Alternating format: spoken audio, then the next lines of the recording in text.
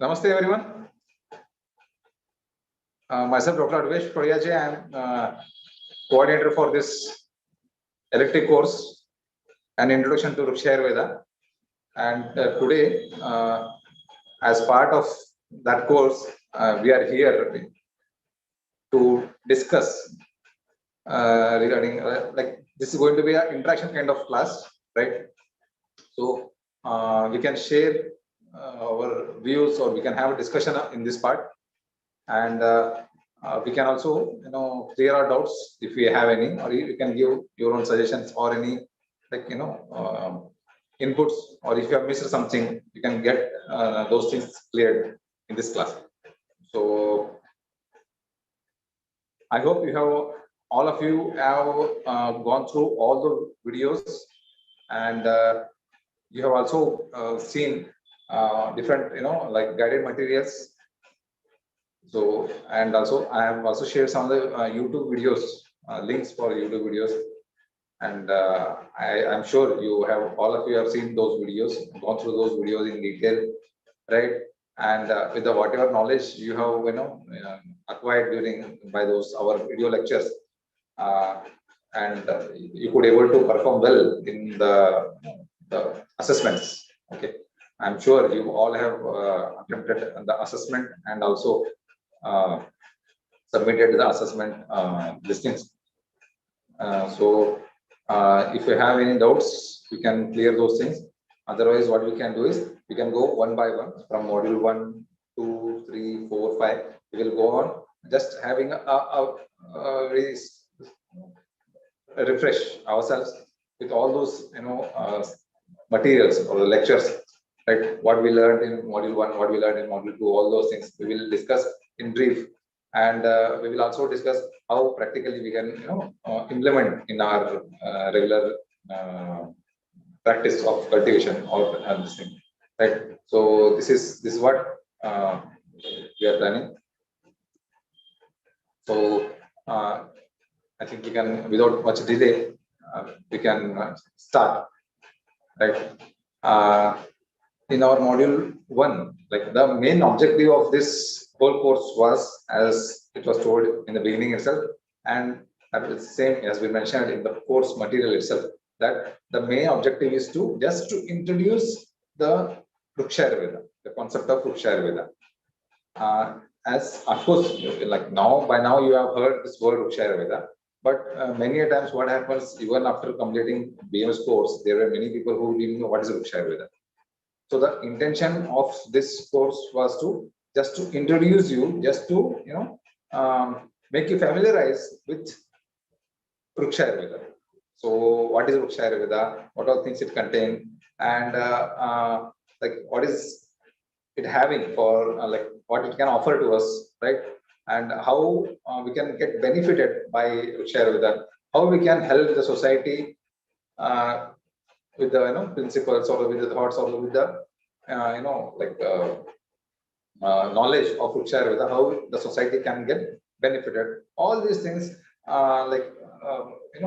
with the sub objectives or the micro objectives, we can say like that, of this course. The main objective was to just to introduce you, just to make you aware, familiarize with something called as Vrikshayurveda. That was the main intention of this entire course. But having said that, during our most of the lectures, we have like I've tried to up the knowledge whatever is there existing in Vrikshayurveda, how it can be applied in day-to-day practices, how it can be applied in farm, how it can be useful for Ayurveda, how it can be useful for whole mankind in general, right? So all those things we have discussed in detail in the different modules, okay, and in their different lectures. So all those things again we will recap those things, and we will revisit those things, right? And if you have questions, you can ask me at the end, or else you can interrupt me, right? You can just put it in the chat box, or you can raise your hands, right? Then that time you can unmute, just unmute yourself, and you can ask the questions in between. That is not an issue. right? So we can start with the just to refresh. We will go back and from the module one, we will discuss what all things we were, we have covered till now, and maybe after that you may get some questions, and then we can come with some things.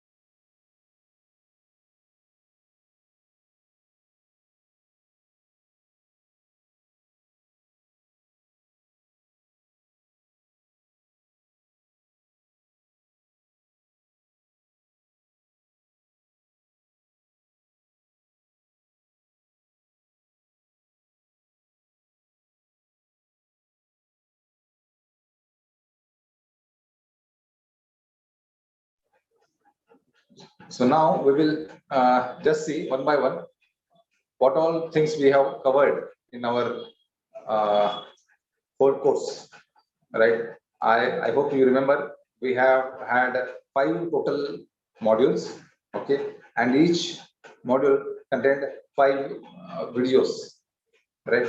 So in that regard, just this course was designed just to understand and recognize and apply some of the Vrikshayurveda techniques, right? In plant cultivation. That was the core motto, core objective of this course, and with that intention, this course was designed. And like of this, the first module, what we discussed, like which was titled as Vrikshayurveda and Vrikshayurveda. This was the basic introduction to the whole course, in which we discussed what is Vrikshayurveda, what the term meaning of Vrikshayurveda. I hope you all know all the meaning of what is Vrikshayurveda. It is nothing but something related to, we can say it is in Ayurveda of Vriksha. You can say like that. And Vriksha nothing but the trees of plants, right? And Ayurveda. So in Ayurveda, as we all know, that we study A to Z about health aspect. Health, again, health is physical, psychological, all those aspects, right? So all those things again, like about Vriksha is dealt in Vrikshayurveda, right? So that is Vrikshayurveda, and this was very maybe as old as Ayurveda, maybe because most of the treatises, most of the literature is not available. Very few institutes or say some society are working in this regard, and recently people have started. This has created awareness, right, amongst the people that there was existing such science in ancient India, and people have started slowly getting awareness regarding this, and because of all these things, this is gaining importance, right?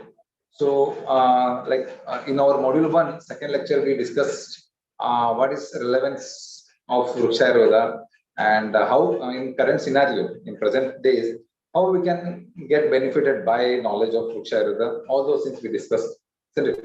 So that all discussion has happened, and along with that, we discussed about different researches, present researches, or say our social hazards, what are happening because of conventional agriculture. All those things we have discussed. We have also discussed some of the case scenarios, like what happened with the chemicals, right?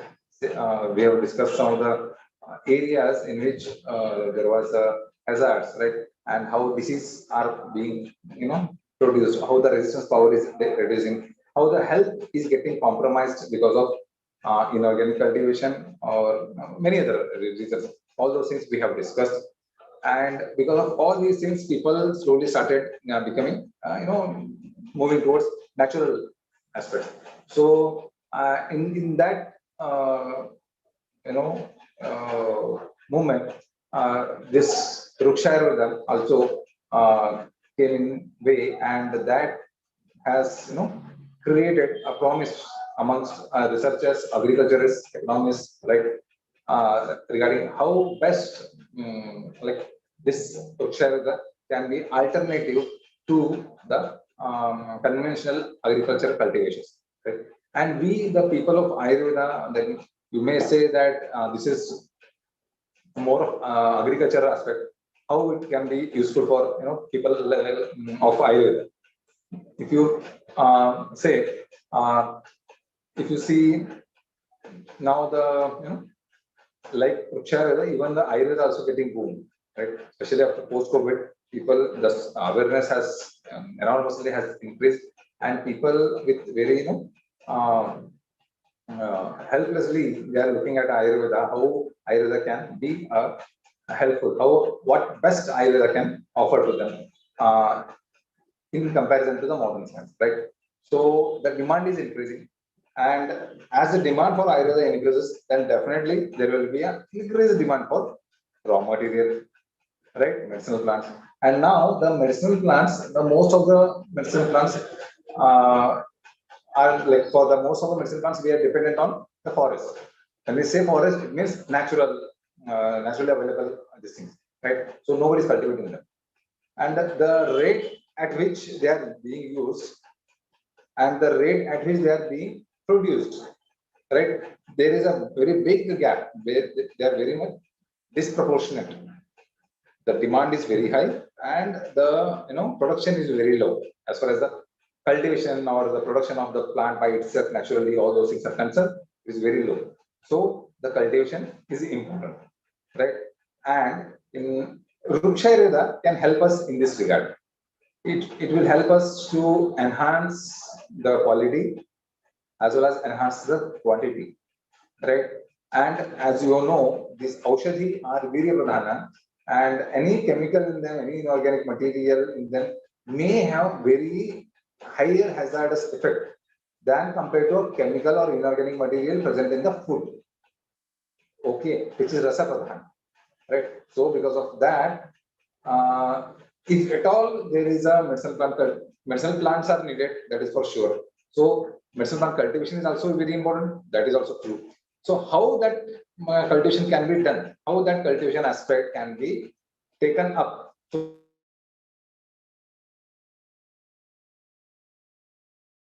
be taken up by the help of Vrikshayurveda. We can take Vrikshayurveda and the methods which are mentioned in Vrikshayurveda, right, for the betterment or for a better yield, better maybe in terms of quality, maybe in terms of quantity, right? There are so many studies in module 1. We have quoted so many case studies, right? Maybe it's a tea plantation, or maybe paddy cultivation, right? Maybe tomato. Some people have done study in Pune-based researchers. They have done on study on tomato, right? And all those studies they have told that the methods of Vrikshayurveda, they had multiple actions. For example, if they used fertilizer or a plant growth enhancer or fertilizer they used, and that fertilizer had multiple actions. Like it also reduced pests, okay, attack on the plants, or they also could able to reduce the pest control on the plant, and meanwhile it also increased the yield, reduce the time of harvesting, right? And it also had a very enhanced the what you call quality period, means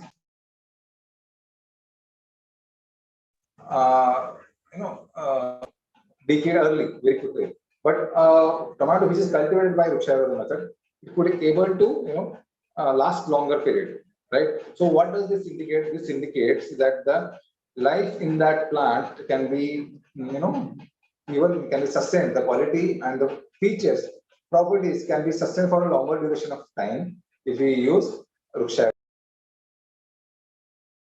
Use having discussed in our module 1, right? And having discussed this, we also discussed one very important aspect, that is how can we make career in Vrikshayurveda, isn't it? So all of you are here to make career in Ayurveda. So along with that, you can also think of making you like maybe as a allied career, or maybe out of interest, or maybe freelancer kind of thing. Right? So many ways. You can also try to develop yourself in the field of Vrikshayurveda. How you can achieve that? See, first of all, this field of Vrikshayurveda is very virgin. It's very new compared to many other topics, right? Very less amount of work is being done in this, and whatever studies have been conducted till now, most of them are very promising, has yielded very promising results, right? And you can, if you are interested in this field, then you can come out with multiple ideas. And if you have gone through those video lectures, wherever possible and wherever it is, the needed or the research is needed, or wherever you can excel in that field, then we have discussed that aspect also. For example, in Lokopakaran, there is one textbook called as Lokopakaran. In that, they have mentioned this perfumery. Okay, so very in detail, they have mentioned the perfumery, and perfume industry is also very good industry, but in which the blending and all, whatever has been told in Lokopakara may not be existing now. But if you can come out with that idea of perfumery, I'm just quoting this thing. Okay, and if it is, you can think of finding a new arena or a new field of your interest in Vrikshayurveda. In Vrikshayurveda, you can be a maybe pertaining to very specific to medicinal plants. You can think of medicinal plant cultivation by Vrikshayurveda. Right. So till now, there are very less, a handful of studies have been conducted. You can increase those studies, right? You can be a natural grower of medicinal plants, and you can have your own trade, right? So India, like that, you can make your career. You can make your career in the trade of not only medicinal plants but also the food. Okay. So there are many studies which have been conducted on the food materials, right? As I told, tomato, right? And now we are conducting study on cauliflower here in our listing, right? So that is going on. So like that, you can do study on sugar cane, you can do study on wheat, on paddy. Already study has been conducted, right? So you can you can conduct these studies, and at the least in the beginning you can implement these things. Maybe say Kundapajala, or maybe say land preparation methods which are mentioned in Vrikshayurveda, or maybe the timing of harvesting, timing of plantation, and following the rituals properly with the good intent. Right, all these things which have been mentioned in Vrikshayurveda, you can implement them in your own farm, in your field, or in your home garden, or in your backyard. Right, and you can observe those results. And if you come across, and if you get confidence in that, then you can come out and you can tell it to your friends, your relatives, right? And you can make your own cluster, right? And after that, you can go in your society or in your village or in your tahsil, right? So you can come with these ideas. One thing is for sure, these are very effective. We have been working on in this since last say some 6-7 years. So I tell you one example. There is one jackfruit tree in our campus, and that never yielded a fruit. And if you remember, in our 5th module, we have discussed how to induce fruiting in plants. Right? Maybe you can say it is an infertile plant. And for jackfruit, it is told vacha. There is one medicine which is called as vacha, that is Acarus calamus. Its powder has to be, that fungus or jackfruit tree has to be treated with the vacha powder. It has been told. We did that, and maybe after 2.5 years, the fruits and the plant started fruiting, and now we are getting fruits in it. Very good size, average size fruits we are getting. The tree which was not at all yielding any fruits. Similarly, we tried with the same thing with the Vividiki. We started seeing fruits in that. Then there is one general method to induce fruiting, right? that we tried in the Amla, right? So there are seven Amla trees in our campus, right? And we treated with all that their own decoction. We have also discussed this in our module 4 as well as 5. Okay. So all those things like this, you can increase the yield. All those things you can. This is how you can make your career. So we have also discussed plant specific. Maybe with a mango, there are some techniques to induce sweetness in the mango. There is some technique to enhance the qualities in the mango. So all these things, by all these things, you can develop your own career. You can be an advisor, or else you can develop your own farm in your farm, right? Like this, or else if you're not interested in trading related aspects, you want more, mm, uh, okay with the research aspect, then you can also involve yourself in different research aspects. There is plenty of research scope in Vrikshayurveda because it still remains almost untouched, most of the fields of Vrikshayurveda. So there is a hell of a lot of scope in Vrikshayurveda. Right. So all these things, this is how you can make your own career in Vrikshayurveda. And then we discuss some of the case studies in Vrikshayurveda, like tea and paddy cultivation, all those things we discussed. After that, we also discussed about some of the basic concepts what have been mentioned in Vrikshayurveda, like based on the texts available, based on the history, based on the chronology of the Vrikshayurveda. Till now, only like very few textbooks, especially the Surapala Virachita Vrikshayurveda was known, that was available. But thanks to AHF, Asian Agri History Foundation, and the people involved in it, who could able to trace out many textbooks which were not available in India or which were available in other museums or other libraries, right? They could able to actually collect whatever is possible from them and translate it in English, right? And some of the books are there in regional languages also. So because of them, now we have some some 8-10 books of Vrikshayurveda, be it Vrikshayurveda of Surapala or Upavana Vinoda of Sharangara Paddhati, or else Lokopakara, Krishi Gita, Krishi Parashara, Hashitiya Kriya Sukti, right? Like this, there are so many textbooks, so many books which are available in which discuss mainly the Vrikshayurveda aspects. And all those things, and what is the core content of those books, we have also covered it in our module 1. Then after that, we have also discussed about what are the principles on which the Vrikshayurveda whole Shastra stands, right? So it is similar to that of Ayurveda, that is Panchamahuta theory. So as the plants are also living things, so definitely it has Panchamahuta in it. So because and based on that, all the theories have been derived. Then one of the most important theory, or the not theory, it is a concept, right? And practically it is very much evident, that is Samana Vishesha Siddhanta. That also we have discussed it in very detail, right? How if you want to induce sweetness in the plant, you can process that plant with the sweet decoctions or sweet liquids like milk, right? And by that you can enhance the sweetness in the plants. So all those aspects we have already discussed in different modules. Maybe in module 4 we have discussed that aspect. So by this, Samanya Vishesha Siddhanta is one of the core Siddhanta of Vrikshayurveda, right?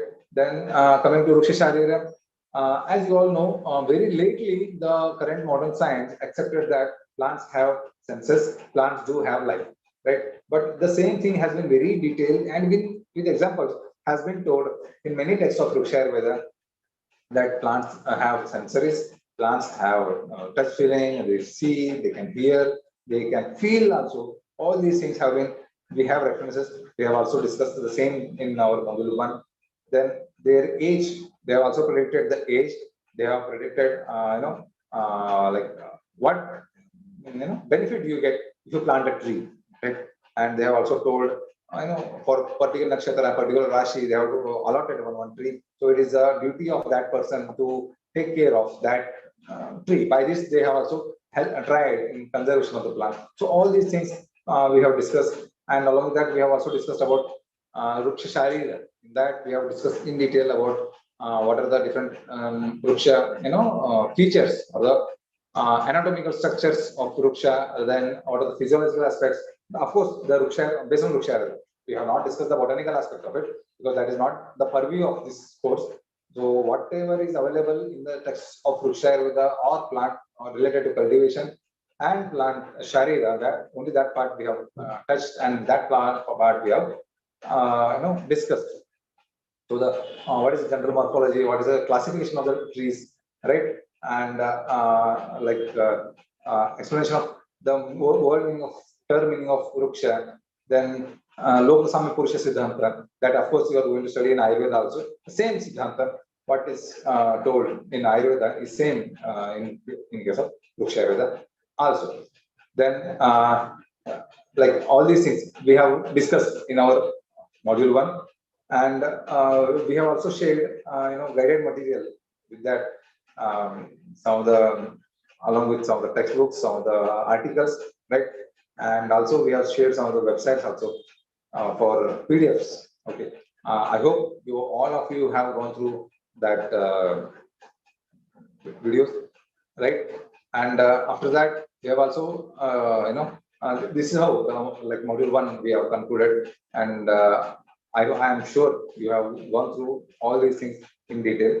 Then coming to the next module, the module 2, this was mainly related to the Bhumi and Jala Vivechana, Bhumi Nirupanam and Jala Vivechana. That is concept of soil, Bhumi, land, right, and water, right? So in agriculture, in this we discuss about different classifications of Bhumi Bheda, right? And what is the sambandh, what is the relation of different Ritu or different seasons with agriculture or with the plants?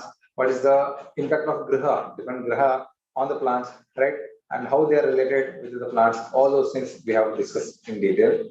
And along with that, we have also discussed about the different classifications of Bhumi Desha, right?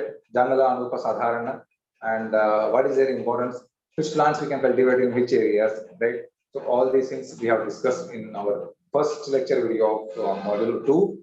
And along with that, in the next second lecture, we have discussed about the different identification and the classification of the soil, like what are the different soils. This is actually with respect to the modern science, right? The conventional method, right? And soil conservation techniques, how the soil conservation has to be done, because soil conservation is one of the important issue these days because of deforestation and lack of fertile land, right?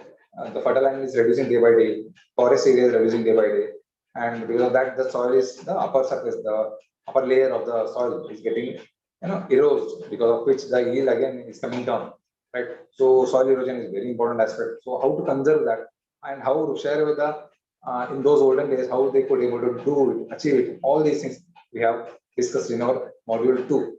And coming to the classification of soil concern, even Ayurveda has mentioned based on the different color, based on Panchabhutika composition, right?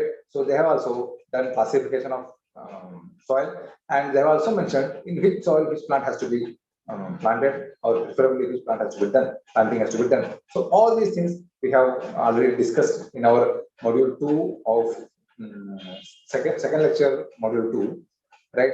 And once you have decided in which land the cultivation has to be done, then next question comes is how the samskara, how the land preparation has to be done. We have discussed this also in very detail, right? Even Vrikshayurveda also mentions land preparation, how the land has to be prepared, and with respect to specific avastha situation. For example, if your land is contains lots of this is like termites or worms or in like that, then it has to be burnt. Okay, the land has to be burnt with the tree plants of tilda or shatava, all these things has been mentioned in Vrikshayurveda. And also they have mentioned sechana, like sprinkling of some of the very specific liquids for land preparation, if you for having very fertile land. They have mentioned session of maybe say be it Panchagavya or be it some Punapajala or be it some Krumigna Dravya liquids has to be told, and they have, that has been told.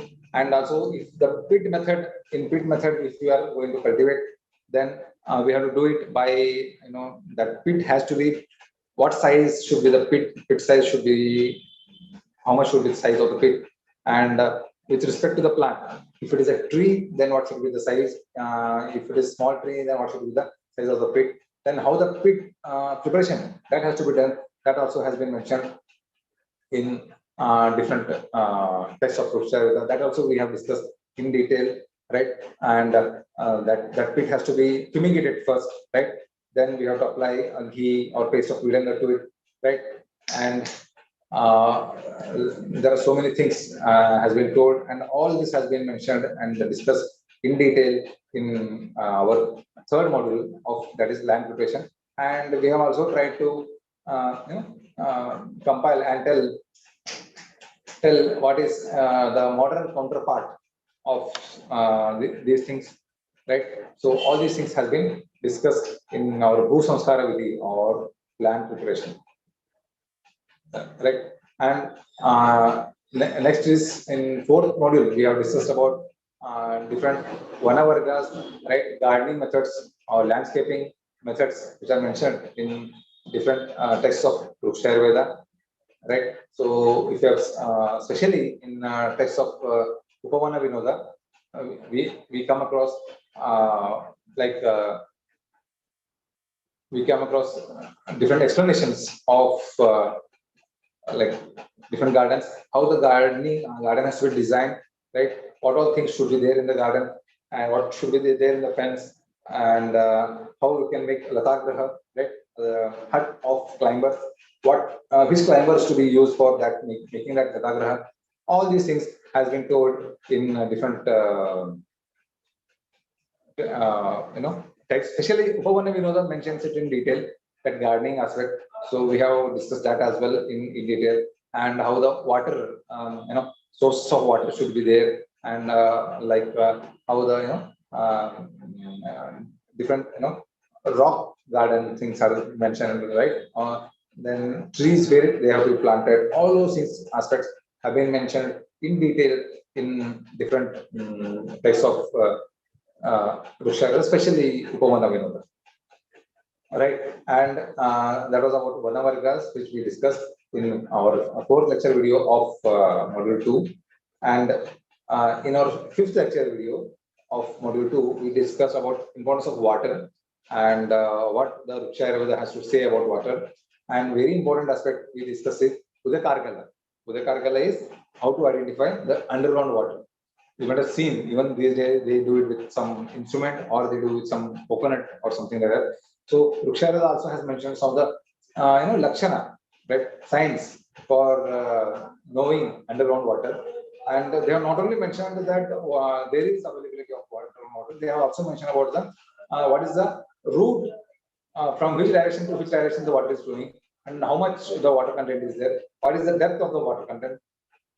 All these things they have mentioned.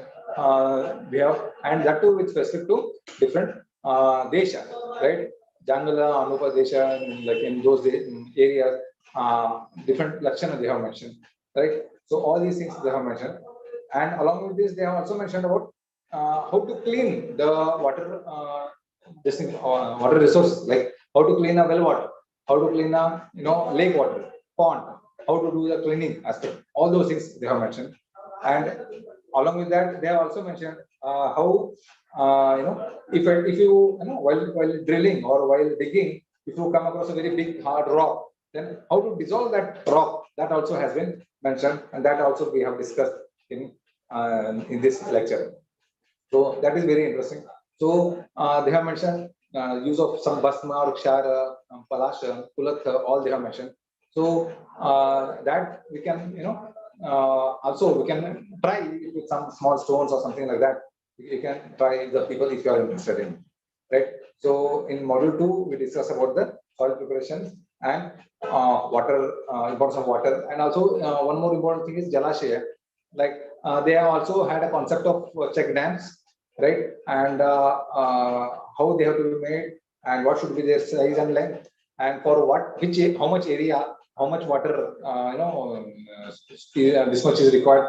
And they have also predicted the rainfall, in how many, in which year, what is going to be the rainfall content, how much rain it is going to occur in that particular area.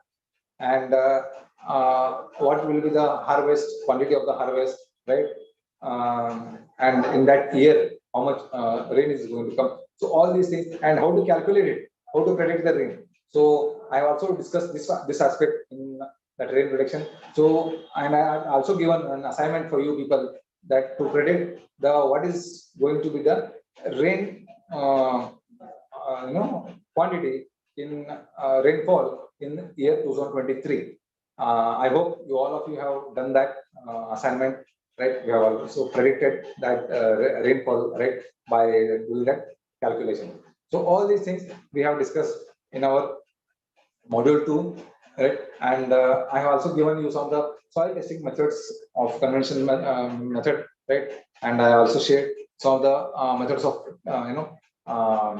importance of soil in agriculture. And I'm sure you all of you have gone through that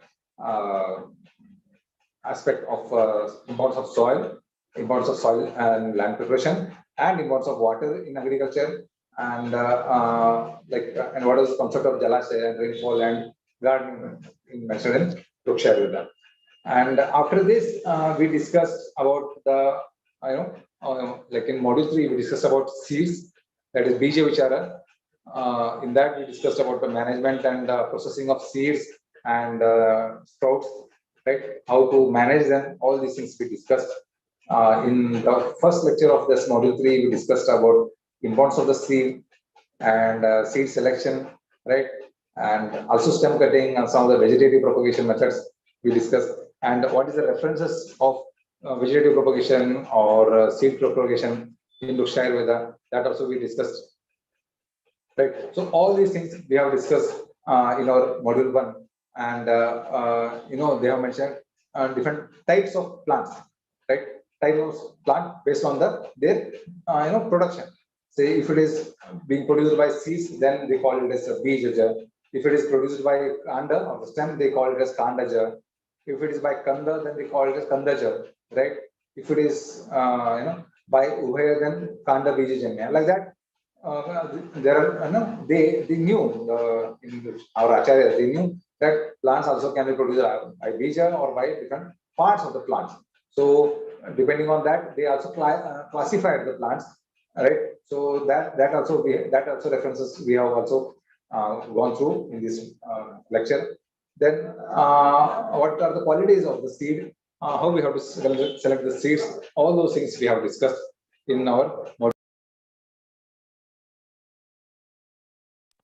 module 3 of lecture 1 video.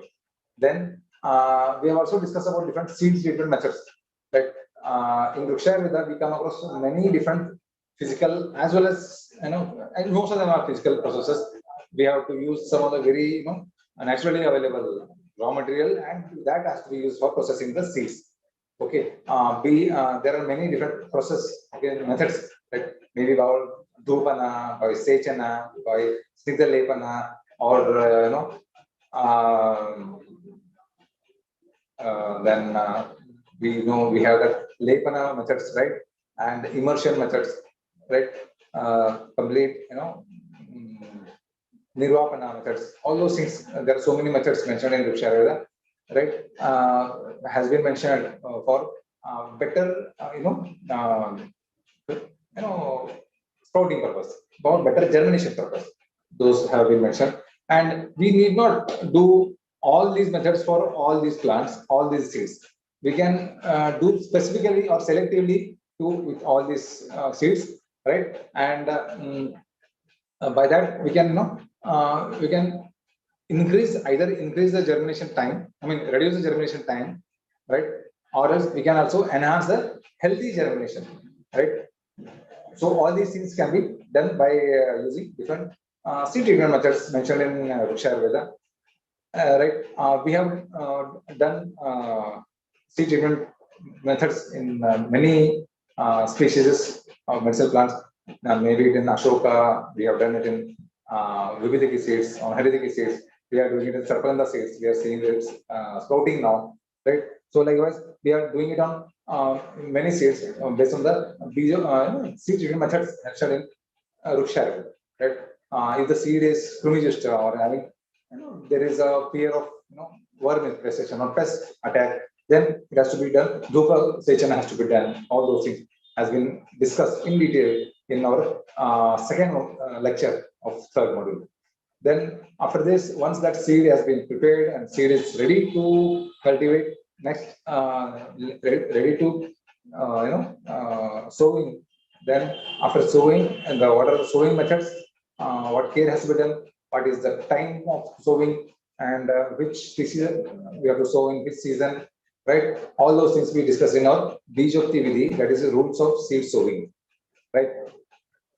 And along with that, what should be the watering? And we have to do watering. What care should we have to take? What we should do and what we should not do. All these aspects we have discussed in our Bijokti Vidhi, that is third lecture of third module. Then in fourth lecture, we discussed about Ankurarpana Vidhi. In this, we discussed Shala Ankurarpana Shala Nirman. This was more of related to construction or the design related aspect, right? In which part we have to keep the seeds, in which part we should not keep. All those things with color and all those. What are the designs and dimensions of different containers in which seeds are going to be kept? All those things we have discussed in Ankurarpana Vidhi. And lastly, in this lecture, we have discussed about different what do you call it? Watering methods, rules of watering, what it has to be done. All these things we have discussed in this, right? So this is module 3.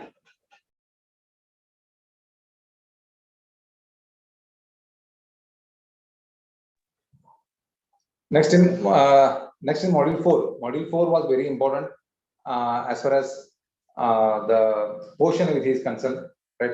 And in that module 4, it is more of Druma Rakshavidhi, right? Druma Rakshavidhi, that is plant nutritional care and management, right? How the plant has to be, once that germination has appeared, then how that has to be, taken care of. So all those things in detail it has been mentioned in this module 4. The first lecture we have discussed under the title Druma Rakshavidhi. So in this we have discussed maintenance of the plants. So once that sowing has been done, once the plants have started germination or sowing has been done, so how to take care of that plant from that point till its harvest. So all these aspects are discussed in Druma Rakshavidhi, and how to protect it from external causes, right? Then one of very important and very unique concept we discussed, that is Vriksha Samropana Vidhi, right? Replanting a plant. So one very well grown mature plant is there. How to take it from one place and replant it in another place. This is gaining popularity in these days, especially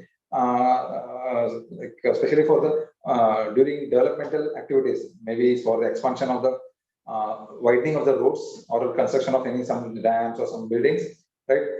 If that place contains very large trees, then how to replant those trees from one place to another place? That method also has been mentioned in Samropana Vidhi. This is very important aspect. This is gaining lots of popularity these days. So you can please go to that video again, see how that has to be done. What are the different do's and don'ts for during Samropana Vidhi? What has been mentioned in Vrikshayurveda? You can, if it is possible, please try it in your place, right? And share your results with your friends in social media, or present a paper on it, right? So you can do anything because the method is very simple, right? I request you all to go back and see that Vriksha Samropana Vidhi. It is also called as Kanta Samropana Vidhi, right? If you are using STEM part, right? So all these things very detailed has been mentioned. The method has been also been mentioned. So you can you can try with this study, right? Then next to in this model, we have discussed about different soil components.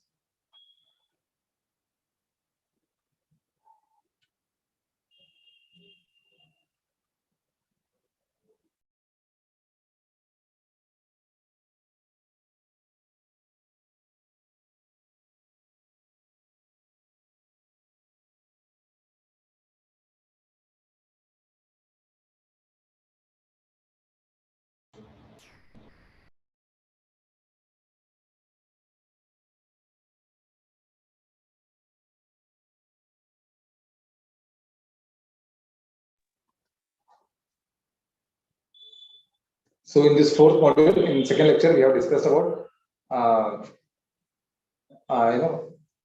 after Kanda Samarapana or Vriksha Samarapana, we have discussed how that once after the plantation, how that this thing has to be taken care of, right? So different soil components. What are the different soil components with respect to soil components? How the plant has to be taken care of? All these things we have discussed, and in that soil component, we have discussed about different aspects of the contents of the soil, and how that individual content is going to help for the plant growth and overall growth of the plant, and also the specific growth of the plant. For example, good yield of the flowers, or else good yield of the fruits, right? Like that, for specific reasons, like how we can treat the plant. So all these things has been mentioned in that lecture video, right? So different soil components, what are the content? This is almost similar to that of what we discussed in our soil profile, right? But again, with pertaining to the Drumaraksha, or the maintenance of the plant, right? And then Poshana Vidhi, we mentioned that is the mode of the nutrition, right? And what are some different theories are there, different Nyaya are there, Nyaya are there. So what are those? So all those things we have discussed in Poshana Vidhi, right? And in fourth lecture of this fourth module, we have discussed most important aspect of Vrikshayurveda, or the one of the concept, or the aspect on which the most of the studies in Vrikshayurveda have conducted, that is Kunapajala, right? So in that fourth video, we have discussed Kunapajala, what are the methods of preparation of Kunapajala, and what are the nutrients in that Kunapajala, and how it has to be prepared, what are the ingredients of Kunapajala, and how it has to be used, and what are the recent researches conducted on Kunapajala, and how we people of Ayurveda can make best use of this Kunapajala in cultivation of medicinal plants. All these aspects we have discussed in detail about Kunapajala. Along with that, we have also discussed about the different modifications which have been conducted and which have been coined by recent researches in Vrikshayurveda, like herbal Kunapajala. Some people have come across this concept, right? Because Kunapajala is more of flesh or meat, right? So some people have come across with this concept of Kunapajala, right? So herbal Kunapajala is there. Then only fish, Matsya Kunapajala, right? And some people have started Kukuta Kunapajala, right? So like this, people have came across and coined their own individual different experiences they have shared, and they have coined different terms for that, right? So they have made modifications in Kunapajala, which has been mentioned in different texts of Vrikshayurveda, right? So it means what? It means there is a very, very good scope to modify whatever was existed, whatever was told. So of course, based on the Siddhanta, we can modify the ingredients a bit, right? And what people of Vrikshayurveda in those days, what they did, they used whatever the resources were available in those days. They have made best use of those resources. So in this era, in today's scenario, whatever the resources we can get, based on that, we can design our own things, of course, without disturbing, without crossing the framework of Siddhanta. So based on Siddhanta, we can come out our own new trials or new experiences, right? So Kunapajala is one thing which has undergone lots of changes, which has attracted lots of attention as far as the plant cultivation in terms of Vrikshayurveda is concerned. So many studies in Vrikshayurveda which have been conducted are, most of them are based on Kunapajala, right? And Kunapajala, though it is mentioned for the maintenance of the plant, nutrition aspect, but in some of the studies, especially in tea plantation study which has been conducted, reported that it also reduced the worms in that area, right? So the pests in that area also could able to reduce, and it also enhanced the quality of tea leaves, right? So that it enhances the size and enhances the shininess, all those things, right? So this is very wonderful.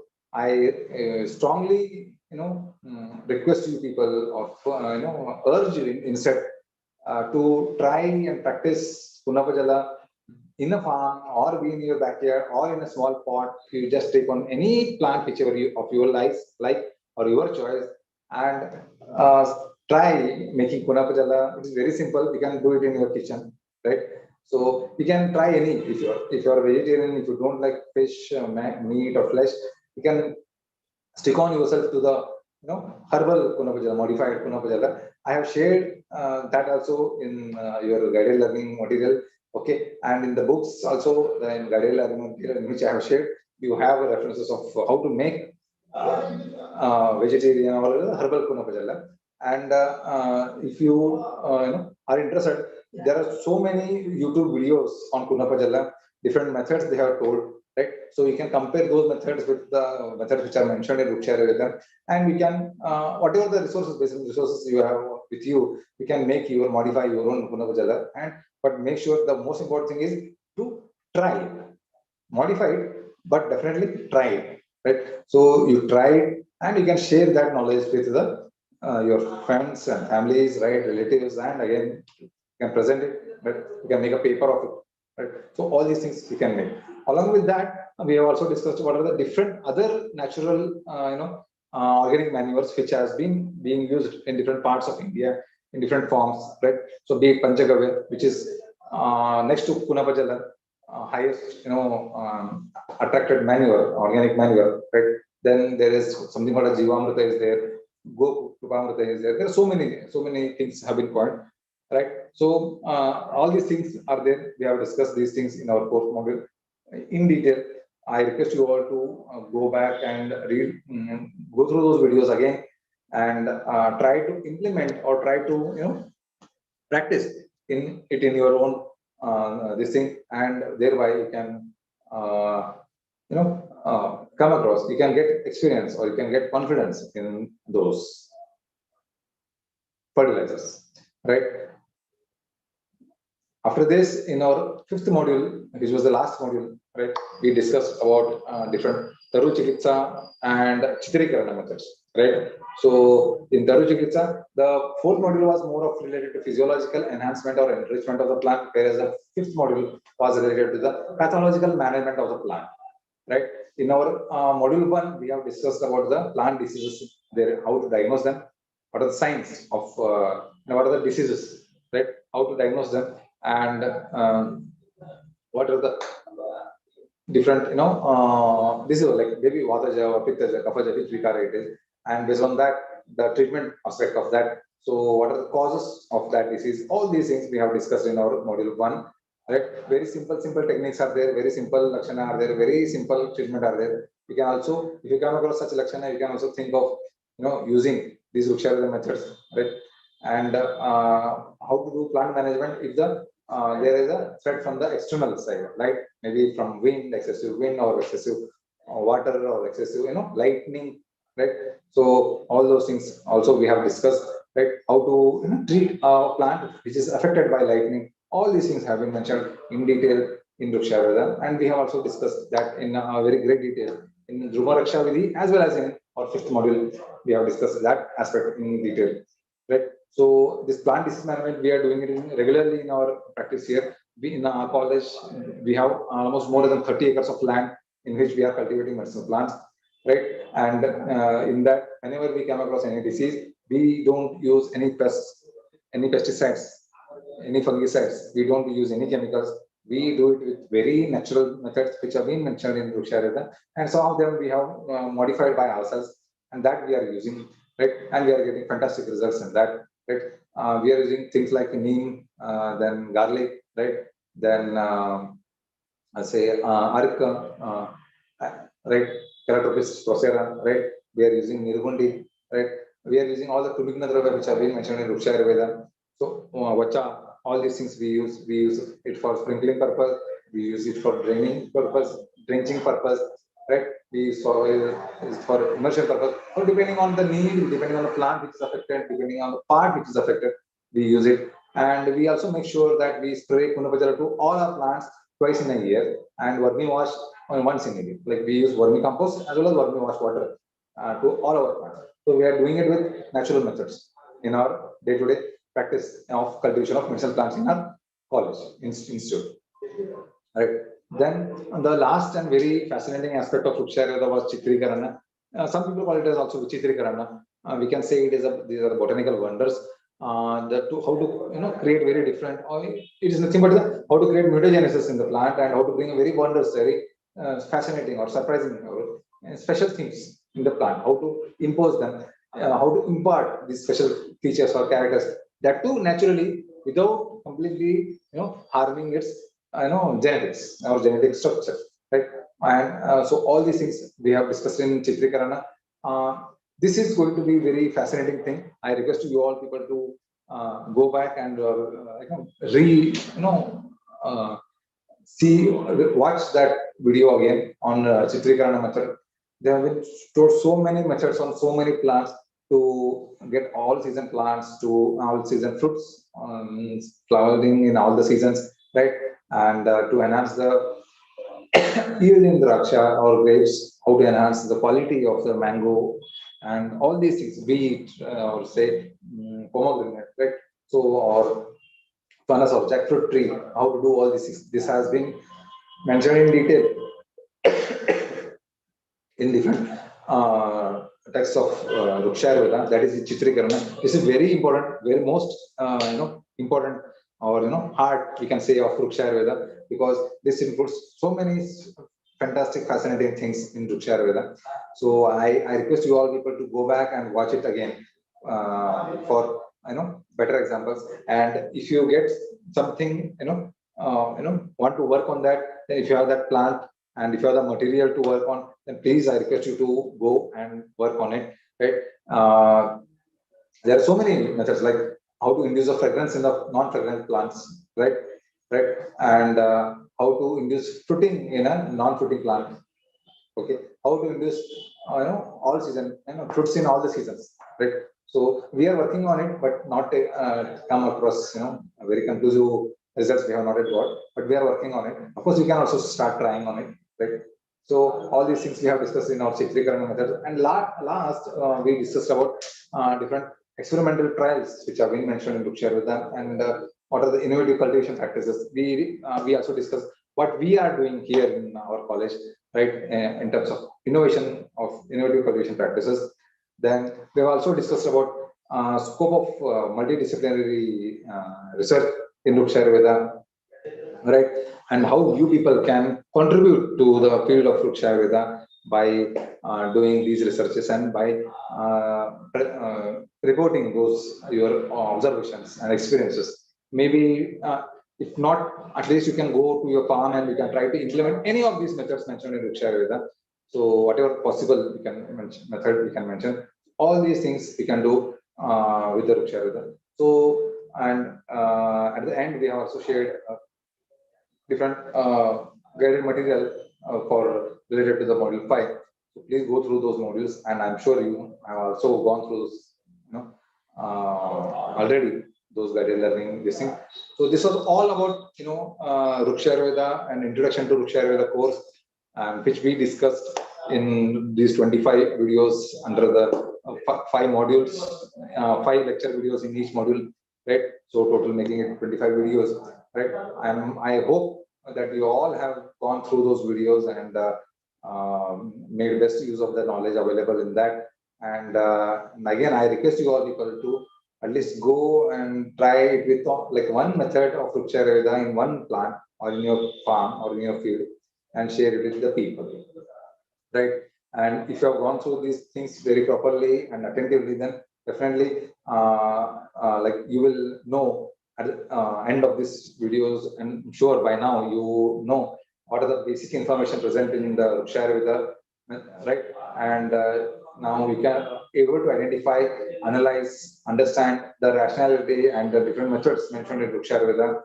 And now by this knowledge, if you are capable enough, or you can at least start thinking about the different scope for research activities in Vrikshayurveda. So I am sure all of you will have your own interest. I'm sure out of interest only you have chosen this, and I'm sure this course, whatever the knowledge you have gained here, will definitely help you, or maybe in your farm, or maybe a medicinal plant cultivation, and thereby Ayurveda and mankind for the better, healthy plants for the better mankind.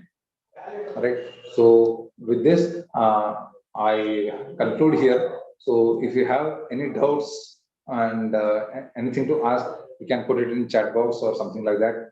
You can do. Otherwise, we can conclude it here. And I have also shared what are the different books available in the market. If you can go to the website of AHF, Asian Agri History Foundation, then you will get all these, books, public you will get. So AHF has done fantastic work to revive the almost missed knowledge of Vrikshayurveda. So you can make best use of those things, and the most of the credit should go to AHF as far as the books availability in Vrikshayurveda is concerned in our present modern days. So this is all about Vrikshayurveda, and you can also try to search in your own regional languages in your state or in your area. You will find I'm sure there will be some textbooks in your language and all pertaining to Vrikshayurveda. The only thing is its availability. You can go to your libraries, main libraries, central library or capital city libraries. There you may find one or the other books, and you can try to revive them. So if you are interested in literature of the Vrikshayurveda as well. So this is all about this introduction and the interaction. I hope you all enjoyed this interaction, and you attentively heard this lecture, and with the belief and with the hope that you will practice any one method of Vrikshayurveda in your farm or in your backyard or on any single plant, right? With this hope, I conclude it here, and I wish you all the very best, and may Lord Dhanvantari bring lots of success and happiness in your life, and may you contribute to the mankind with this great knowledge, right? You are carrying both the knowledge, right? Ayurveda as well as Vrikshayurveda. So you can club those things and work in line to help the mankind ailing person, right? Not only in terms of medicine, also in terms of the good food, good quality food, by implementing or by at least creating awareness amongst the people. Tell people that there is something called as Vrikshayurveda. They can try that, right? If you can't do, then at least you can share this information to the people, so that the knowledge of Vrikshayurveda is spread across, and the researches, many of the researches can be put in, and all these things can be brought up and made available again to the public, so that the public can start, the society can start working in the line of Vrikshayurveda for the better, high quality, better quality, and enhanced harvest or enhanced plant material. So with this, I conclude and I end up this interaction session here. Jai Hind.